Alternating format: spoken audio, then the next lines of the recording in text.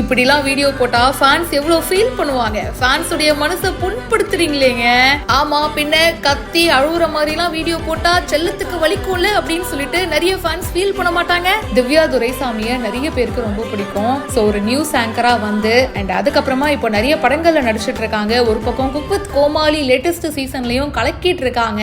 Social மீடியால திவ்யா துரைசாமி என்ன post போட போறாங்கன்னு அவங்களோட ஃபேன்ஸ் எல்லாம் வெயிட் பண்ணி காத்துட்டு இருப்பாங்க. அண்ட் அப்படி இருக்கும்போது அவங்க லேட்டஸ்டா போட்ட ஒரு போஸ்ட் தாங்க ஃபேன்ஸுக்கு பயங்கர ஷாக்கிங்கா இருக்கு. ஒன்னும் இல்லைங்க, அவங்க வந்து காது குத்த போயிருக்காங்க.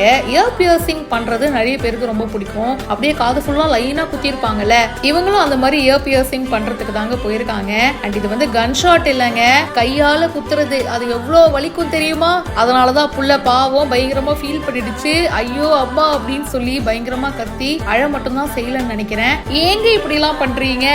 கன் ஷாட்டே போயிருக்கலாம்ல, உங்களுக்கு வலிக்காதா அப்படின்னு சொல்லிட்டு நிறைய ஃபேன்ஸ் கமெண்ட் பண்ணிட்டும் இருக்காங்க. என்னுடைய குட்டி ஆசை இன்னைக்கு நிறைவேறிடுச்சுங்க அப்படின்னு திவ்யா ஷேர் பண்ணிருக்காங்க. இந்த வீடியோ சோஷியல் மீடியால வைரலா போயிட்டு இருக்கு. இதை பத்தி உங்களுடைய கருத்துக்களை ஷேர் பண்ணுங்க. பிஹைண்ட் வுட்ஸ்க்கு இப்பவே ஃபாலோ பண்ணுங்க.